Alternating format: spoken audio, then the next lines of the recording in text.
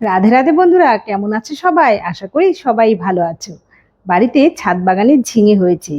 এখন তো প্রচণ্ড রোদ আর বৃষ্টি হচ্ছে খুব কম, রোদের তাপ প্রচুর। তো এই রোদের তাপে ঝিঙে গাছে কিন্তু বেশ কড়া আসছে, কিন্তু ঝিঙে একটু বড় হয়ে লাল হয়ে যাচ্ছে।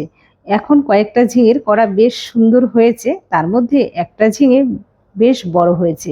আজকে এই ঝিঙেটা পেরে নেব। ঝিঙের তো নানা রকম রেসিপি খেয়েছি, তবে আজকে একটু ভিন্ন স্বাদের ঝিঙের ঝোল বড়া রেসিপি করব।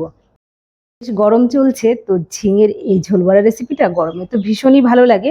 আজকে যেহেতু একটু ভিন্ন রকম ভাবে করব, তোমরা পুরো ভিডিওটা দেখো, একটু স্কিপ করো না। আশা করি তোমাদের ভালো লাগবে।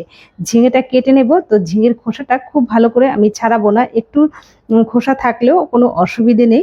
ছোট ছোট মাঝখান থেকে একটা করে টুকরো করে নেব, একটু বড় বড় রাখবো এই ঝিঙেটাকে। আর দেবো একটু আলু, একটা আলুও আমি কেটে নেব একটু বড় বড় করে, লম্বা লম্বা করে আলুটা আমি কেটে নেব। ঝিঙে যেহেতু একদম কচি, তো পুরো খোসা ছাড়িয়ে নিলে ঝিঙেটা একদম নরম হয়ে গলে যেতে পারে, তাই একটু খোসা থাকলে কোনো অসুবিধে নেই।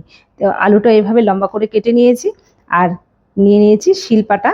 তো কিছুটা মটর ডাল আমি আগে থেকে ভিজিয়ে রেখেছিলাম, মটর ডালটা 2 ঘন্টা আগে ভিজিয়েছি। এরপর মটর ডালটা ভালো করে ধুয়ে শিলপাটা একদম মিহি করে আমি বেটে তুলে নিলাম। তো ডালটা কিন্তু একদম মিহি করে বেটে তুলে নিতে হবে। এভাবে ডালটা বেটে তুলে নিলাম। আর নেব কিছুটা মশলার জন্য আদা নিয়েছি কয়েকটা কাঁচা লঙ্কা, ঝালটা যেমন খাবে। তো এই ঝিঙের রেসিপিতে খুব বেশি ঝাল আমার তো ভালো লাগে না, তো তোমাদের যেমন ঝাল খেতে ইচ্ছা হবে সেভাবে নেবে। আর নিয়েছি একটা বড় টেবিল চামচের 1 টেবিল চামচ রাঁধুনি কাঁচা লঙ্কা আর আদাটা একদম মিহি করে বেটে তুলে রাখলাম। তো মশলা বাটতে বাটতে এদিকে আমি উনুনটাও ধরিয়ে দিয়েছিলাম। কিছুটা চিংড়ি মাছ লবণ হলুদ মেখে চিংড়ি মাছটাও ভেজে তুলে নিয়েছি অল্প তেলে। তো এভাবে চিংড়ি মাছটা কিন্তু খুব কড়া করে ভাজা যাবে না, একটু হালকা করে ভেজে তুলে নিলেই হবে। কড়াতে সর্ষের তেল দিয়ে ফোড়নে দিয়ে দিয়েছি কালো জিরে আর কেটে রাখা সবজি দিয়ে পরিমাণ মতো একটু লবণ দিয়ে নেড়েচেড়ে 2-3 মিনিট একটু ভেজে নেব। ঝিঙেটা নেড়ে চেড়ে একটু ভেজে নেব। তো ঝিঙে বেশি ভাজলে ঝিঙে থেকে একদম জল বেরিয়ে যাবে, তো অল্প ভেজে আমি এখানে দিয়ে দিলাম আদা কাঁচা লঙ্কা আর রাঁধুনি বাটা। এই আদা কাঁচা লঙ্কা রাঁধুনি বাটাটা দিয়ে ঝিঙের তরকারি করে দেখো বন্ধুরা, খেতে দুর্দান্ত হয়। এরপর এখানে একটু দিয়ে দিয়েছি হলুদ গুঁড়ো। ঝিঙে থেকে যে জল বেরোচ্ছে এই জলে মশলাটা সুন্দরভাবে কষানো হয়ে যাবে।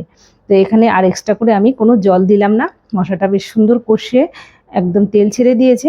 এই পর্যায়ে দিয়ে দিচ্ছি উষ্ণ গরম জল।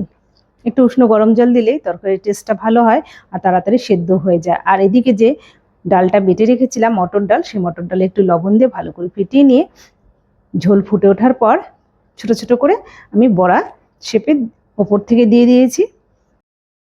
শুধু এই ঝিঙের ঝোল বড়া ডাল দিয়ে এভাবে করলেও খেতে কিন্তু দুর্দান্ত লাগে, অমৃতের স্বাদ এই ঝিঙের ঝোল বড়া। তো এর মধ্যে একটু চিংড়ি মাছ ভেজে দিলাম। তো চিংড়ি মাছটা দিলে তোমরা তো বুঝতেই পারছো খেতে কত ভালো লাগে। আর চিংড়ি মাছ যে তরকারিতে দেওয়া হয় তার স্বাদ অনেক গুণ বেড়ে যায়। এবার ভেজে রাখা চিংড়ি মাছটা দিয়ে 2-3 মিনিট একটু নেড়েচেড়ে ফুটিয়ে নিয়ে নামিয়ে নিয়েছিলাম। বন্ধুরা, এই ঝিঙের ঝোল বড়া রেসিপির মধ্যে একটু চিংড়ি মাছ দিয়ে খেয়ে দেখো, খেতে দুর্দান্ত হয়। একবার এভাবে খেলে বারবার কিন্তু ঝিঙের ঝোল বড়া রেসিপি এভাবে করে খাবে। তোমরা একবার হলেও এটা বাড়িতে করে দেখো, আশা করি তোমাদের ভালো লাগবে। যারা ইউটিউব থেকে দেখছো সাবস্ক্রাইব করার অনুরোধ রইল, ফেসবুক থেকে দেখছো ফলো করো।